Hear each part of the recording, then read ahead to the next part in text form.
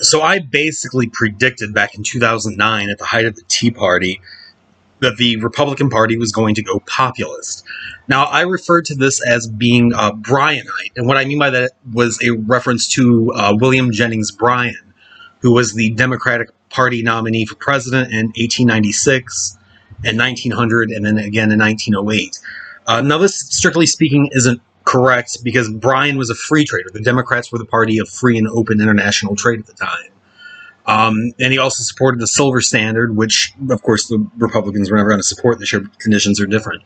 But what I meant in the broadest sense by that was that they would appeal, as Bryan did, to a downscaled, downwardly mobile, white working-class base.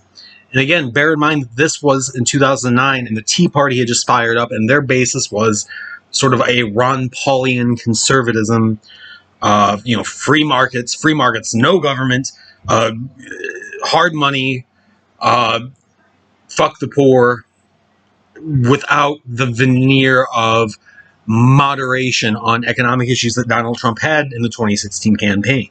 So I like to think that I was more or less right on this, and I've linked it below, and you can read it yourself. I'm Einzai, Max Stirner's book was an influence there.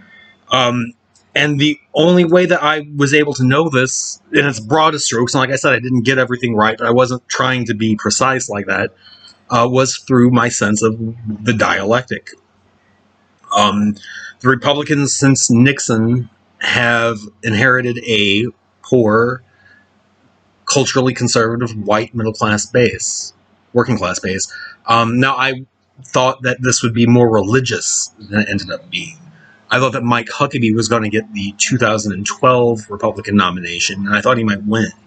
I thought it might be a realigning election. Now that I've done a little bit of research, I've come to find that I don't think that there is any such thing as a realigning election. I think that the conditions underlying capital change, and then the politics follow suit.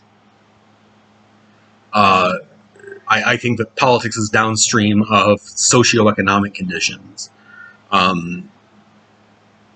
So I'd like to chalk one up for me there. You can look, you can judge for yourself whether you think I was right or not. But there we are.